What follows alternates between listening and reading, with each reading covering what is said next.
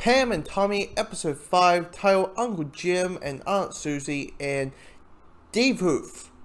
In Duluth, I'm saying the title of the episode right. But anyway, episode 5. This episode might be the weakest episode of the show so far. Mainly because what it feels like with this episode, and I was really surprised with the length. Like, the first 3 episodes were like 49, 51, 53. And then last week we had 52 minutes. And I'm like, okay, fine. Like, cool, great, sometimes you'll have that episode.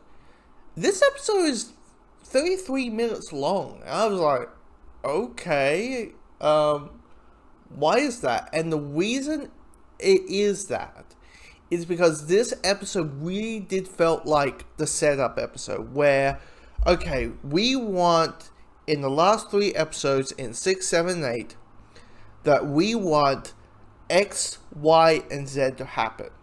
But to have X, Y, and Z happening, we need this episode to happen to have those events happening. I mean, this episode is about 2 things. One is, and this part I really found very uninteresting, and that is the whole world knows about the tape. Which I'm like, it feels, I know it's not been there, done that, but it kind of feels like a been there, done that moment. Where it's out in the world, but now the only difference is Jared Leto is talking about it. And him making jokes about Tommy Lee, driving the boat with his dick. Like, I'm like, okay. I find that a little bit uninteresting. Like, the only thing I found interesting about it is the penthouse stuff, because it's clearly leading up to in the next 3 episodes. And the reporter side of things. Because it is quite interesting to see a editor's point of view of the concept of a celebrity sex tape. It's like, oh, here we go, it's a celebrity sex tape, blah, blah, blah, blah. And this reporter is like, I don't care who these people are. Like, this is going to be, well, I care, but I care that it's going to drive people to be aware of it. That a sense of, if this can happen to them, it can happen to me. About theft, about stealing, about being careful on the internet, all that kind of stuff.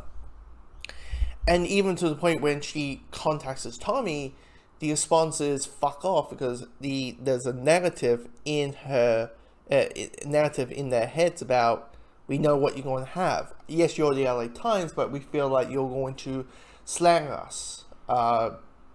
Say that, we released it to the world, we had consent towards it. Well, in reality, we did not have consent. This type of, finger blame them instead the other way around.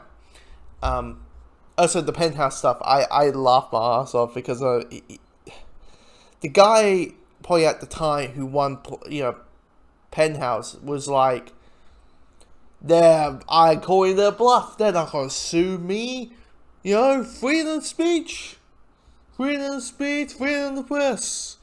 I don't know why then I'm making the penthouse publisher sound like this, but I am going to release 20 pics on my magazine to expose their bluff. And now they're getting sued. It's like, dude, what the fuck do you expect? There's a reason probably why Playboy is a little bit more popular than Penthouse.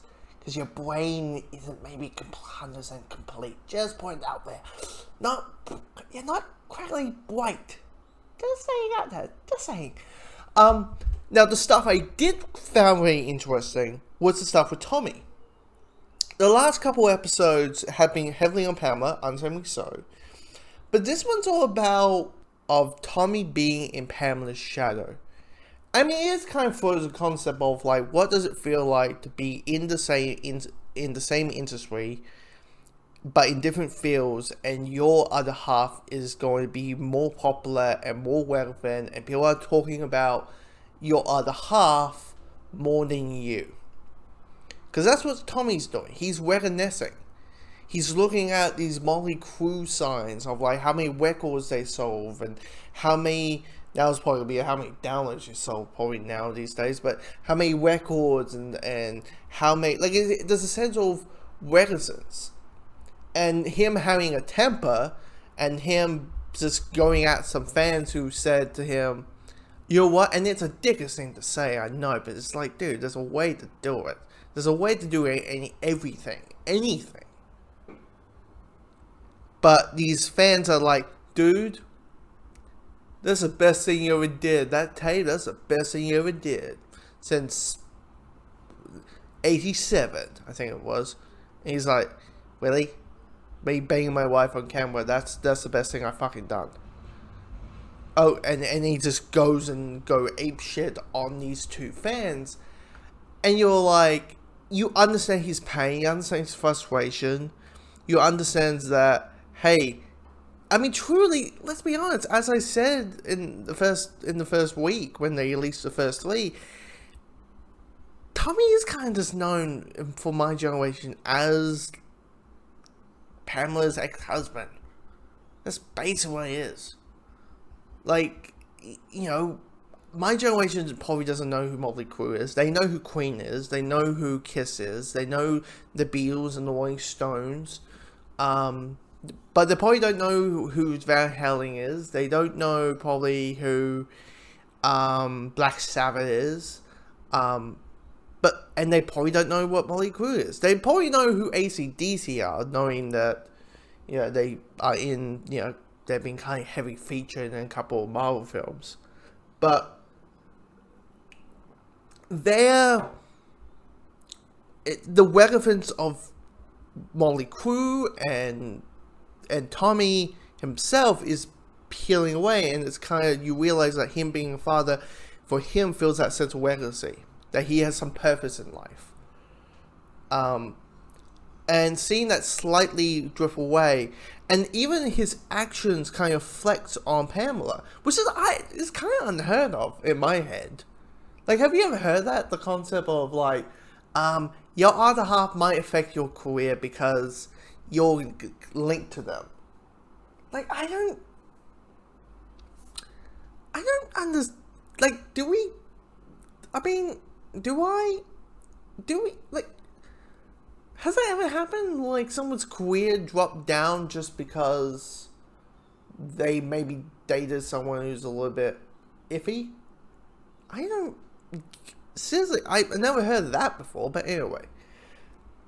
But all the stuff with Tommy, I really enjoyed. The stuff with, and even, you know what, with the world finding out about the tape, like it now being general, you know, information kind of thing, is the scene where Pamela is very jumpy. You know, she's on Baywatch, she's about to shoot a scene, she's getting all the makeup done, and this guy, this producer or this camera guy, is basically saying, taps her on the shoulder to say, hey, we're about to shoot filming, and she's like, can you just please just don't touch me? And because she having the whole world, like, she doesn't know, and being on the set of Baywatch and now knowing that the set has seen her nude having sex with her husband on the TV, she's jumpy. She doesn't know who has seen it, who hasn't seen it, who doesn't give a shit. I think with this show, it's kind of reminding people that, look, a lot of people treat celebrities, public figures, famous people, what do you want to call them, as deities, as gods, these untouchable beings.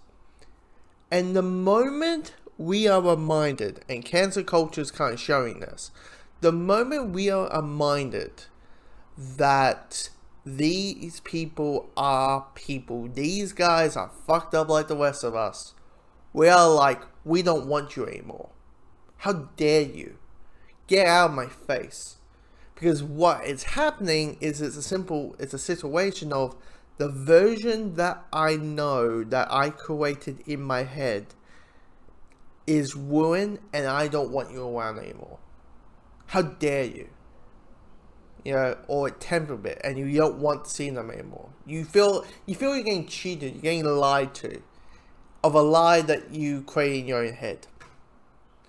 And I think that's what, I mean, it's interesting saying Hollywood saying that hey, our own people are people too.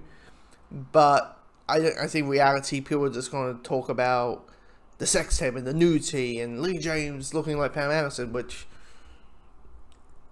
is still a what the hell, but because it's very matching of the time. But I think what the show's able to do of telling a really great story, a great crime story done with people that we actually know, that we recognize, and be able to also deal with this incredibly well done crime story with some celebrity commentary that maybe only Hollywood themselves can actually even can talk about.